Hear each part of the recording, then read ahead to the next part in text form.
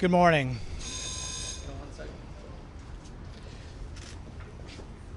I think the very definition of the deep state is when the intelligence communities withhold information from Congress. Today there's a CIA briefing going on right now for which most rank and file senators and congressmen have been excluded. I think it's wrong for the CIA to have expressed a conclusion that the Crown Prince was involved with the killing of Khashoggi and then withhold that information. I know about the information of the CIA's conclusions only by reading it in the media. If I were in the briefing today, I would ask the CIA director several items. Was the Crown Prince's brother communicating with Khashoggi, telling him it was fine to go to the consulate in Istanbul? Were there text messages sent back from the killers to the Crown Prince's office? Was there phone conversation between the Crown Prince and the killers? Some are saying there is no smoking gun. Well, what's being reported is that there is a smoking gun. There's communication directly from the killers back to the Crown Prince's office.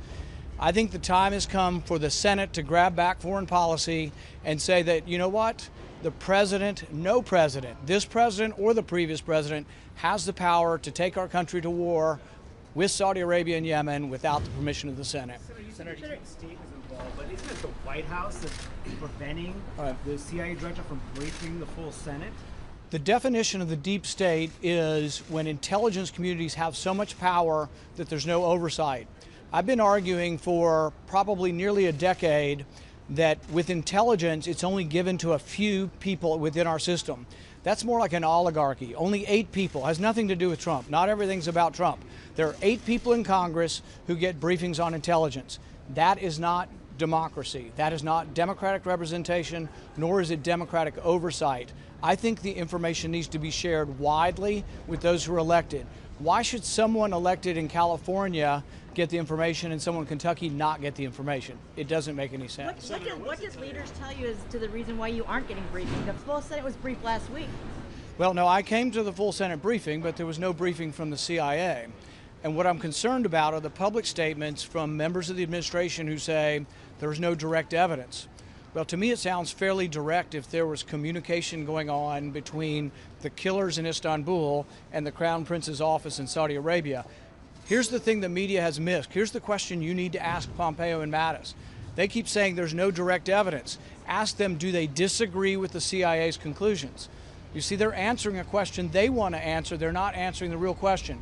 If the CIA has looked at all of this information and says with a high degree of probability that we think the Crown Prince was involved, does Secretary Mattis and Secretary Pompeo disagree with the conclusions? That's not what they're saying. Did you ask them that last week? I can't go into anything I've asked them in a classified hearing, but I'm saying I would, if I were in the media, ask them, do you disagree with the conclusions? My guess is if they're honest, they'll tell you they don't disagree with the conclusions, that the constellation and compilation of all the facts are that yes, he was involved.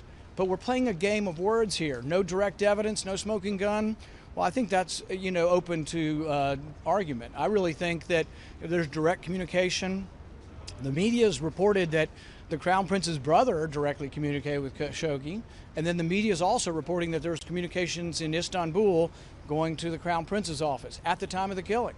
I would want to know more about that to help me make a conclusion, but the definition of the deep state is rank and file people are excluded from oversight. I can have no oversight, and the deep state simply means that intelligence community has too much power that's independent of representative oversight. It has nothing to do with which president there is. I'd say the same whether it was a Democrat president or a Republican. Senator, just to be clear, whatever the specific information here might be, that the Secretary of State and Secretary of Defense can come and speak broadly about it. Sure, that's no problem, but to get into the specifics is a whole different scenario. Right. I think there are reasons why you wouldn't want to get into the specifics of, who listens to who on the phone.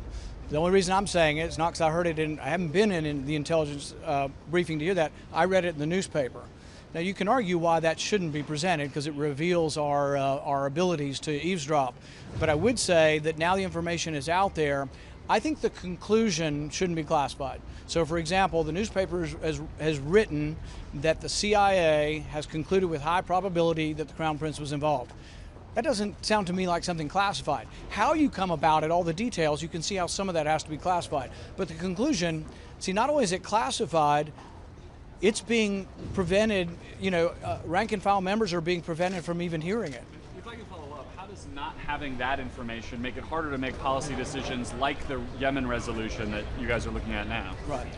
Well, I think it's incredibly important that we discuss that the CIA has with high probability said a leader of a foreign country killed and dismembered a person in the consulate. I mean, people have said, oh, people kill people all the time.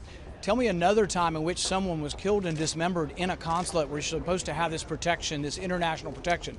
No, I think it's extraordinary what happened, but it's on the heels of bad behavior by Saudi Arabia. It's on the heels of an unjust war killing civilians in Yemen. It's on the heels of irrational behavior blockading Qatar. It's also on the heels of Saudi Arabia having nearly 1,000 people in prison who have had no trial, that have been in prison for over a year. Saudi Arabia has a young man by the name of Barik al-Nimr who was 17 when he was picked up at a rally. He is on death row and set to be executed and crucified. So there's a game being played. Oh, we're going to let women drive, but we're still going to execute and crucify people. Senator, just to be clear, you asked to attend this briefing as a rebuttal? I was not notified of the hearing. In fact, I just passed a senator or a Democrat senator on the way over here and asked him about it.